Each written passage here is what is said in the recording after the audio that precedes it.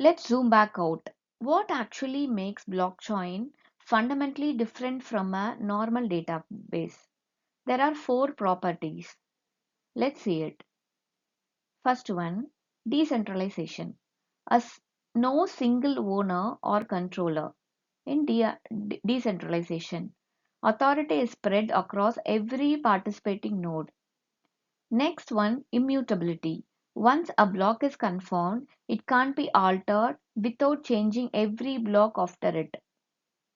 Then, third one is transparency. All participants can see the transaction history recorded on the ledger. And security. Cryptographic hashing and consensus make tampering practically infeasible. These four ideas are the backbone of the entire subject. So let's look at two of them a little more closely.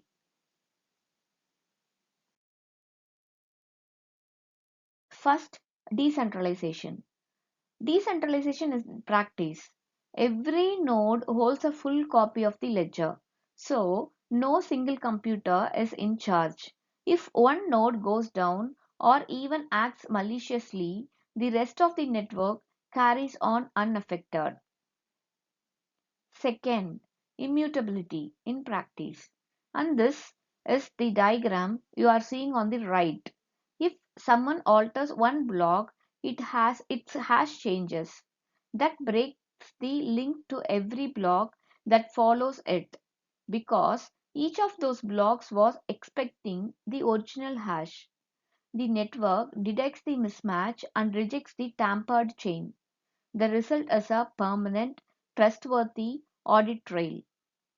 And this idea of hash linking is exactly what we will unpack in detail toward the end of this video. Now, let's see the evaluation of blockchain. Blockchain didn't arrive fully formed, it evolved in stages, and it's useful to know this timeline. First, 2008 to 2009, Blockchain 1.0, Satoshi Nakamoto publishes the Bitcoin white paper, and the Genesis block is mined. At this stage, a blockchain is used purely as a digital currency ledger, nothing more. Then, 2015 onwards, Blockchain 2.0, Ethereum introduces smart contracts, self executing code that runs on the blockchain. This is the big shift from just payments to programmable applications. 2018 onwards, Blockchain 3.0, enterprises start adopting the technology across industries in supply chain, healthcare, etc. Identity often using permissioned platforms like Hyperledger Fabric, which we will study later in this course. And from the 2020s, what many call Blockchain 4.0 or Web3, the focus shifts to scalability, interoperability between different chains, and integration with AI, IoT, and real world assets.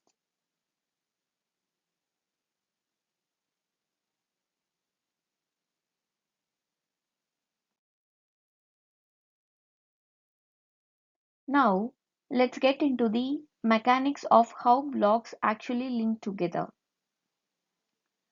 This one of the most important ideas in the whole course. Here you can see a Genesis block, followed by block 1, block 2 and block 3. Notice the pattern. Each block stores a previous value, PRV. It mentioned like PREV, which is simply the hash of the block right before it. Block 1's PRV matches the Genesis block's hash. Block 2's PRV matches block 1's hash, and so on down the chain. Here, why that matters? If someone changes any transactions inside block 1, block 1's hash changes, but block 2 is still holding onto the old hash as its PRV value. So now they no longer match. That mismatch instantly exposes the tampering and it cascades down the rest of the chain. This is the mechanism that makes a blockchain tamper evident.